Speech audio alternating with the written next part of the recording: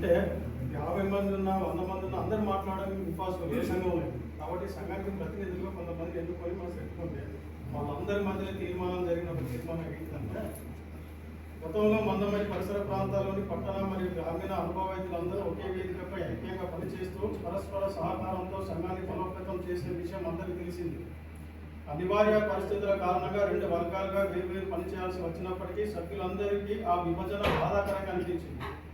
ప్రస్తుత పరిస్థితుల్లో సంఘం బలోపేతం, సభ్యుల యొక్క సంక్షేమం, వృత్తి గౌరవ పరిరక్షణ మరియు భవిష్యత్ అభివృద్ధి దృష్ట్యా పట్టణ మరియు గ్రామీణ వైద్యులు మళ్ళీ ఒకే కుటుంబంగా ఒకే సంఘంగా ఐక్యంగా పనిచేయడం అత్యంత అవసరమని సమావేశంలోని సభ్యులందరూ ఏకాభిప్రాయానికి వచ్చారు. అందువల్ల గ్రామీణ ప్రాంత వైద్య సోదరులను సాధారణంగా ఆహ్వానించగా వారు కూడా సానుకూలంగా స్పందించి పట్టణ వైద్యులతో కలిసి ఒకే సంఘంలో పనిచేయడానికి అంగీకరించినందుకు సర్వసభ్య సమావేశం హర్షం వ్యక్తం చేసింది. సర్వసభ్య సమావేశం ఎందుకు చేసింది అనేది కాదు, సర్వసభ్య సమావేశం ప్రతినిధులు కమిటీ సభ్యుల నిర్ణయానికి వ్యవస్థ ప్రతి సభ్యుడు బాండ్ అయి ఉండాలి.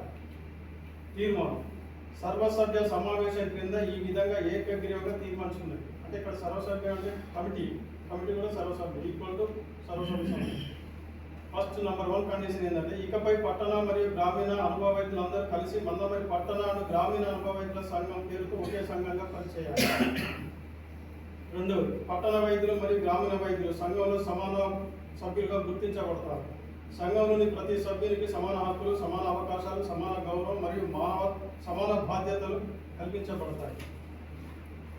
తర్వాత సంఘ కార్యవర్గం, సమావేశాలు, సేవా కార్యక్రమాలు, సంక్షేమ కార్యక్రమాలు మరియు భవిష్యత్తులో నిర్ణయాలతో పట్టణ గ్రామీణ సభ్యులందరికీ సమాన భాగస్వామ్యం కల్పించబడుతుంది.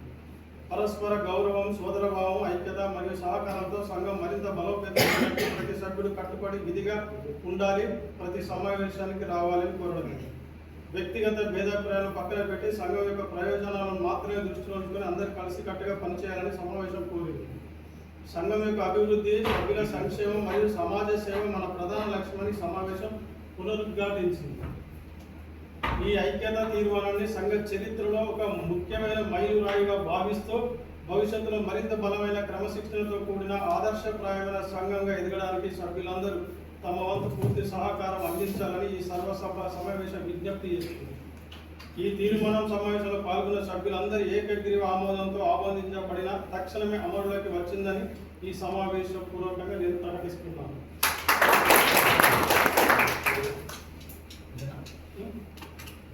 దీని గురించి సభ్యుల అభిప్రాయాలు ఉంటే కలిసిన వాళ్ళు ఉన్న వాళ్ళు మిగతా నిర్ణయాన్ని ఏమన్నా అంటే చెప్పుకోవచ్చు. 1, ఆల్రెడీ కమిటీ ఫామ్ అయింది. కమిటీ సభ్యులకు అందరం బాండ్ అయి ఉంటామని మనం గతంలోనే సంతకాలు చేసి కమిటీకి పూర్తి రైట్స్ ఇచ్చింది. ఇక కమిటీని విమర్శించాక ఏ సభ్యునికి కూడా ఉండదు. ఏ సభ్యుడు కమిటీని విమర్శించిందంటే టోటల్ సంఘాన్ని అధ్యక్షులతో సహా కోరుకుంటే లాస్ట్ వరకు కార్యసభ్యులు సభ్యులకు అవమానపరిచినట్టుగా భావించి తక్షణమే చర్య తీసుకోవడానికి కూడా కమిటీ ఏమాత్రం వెనకాడు.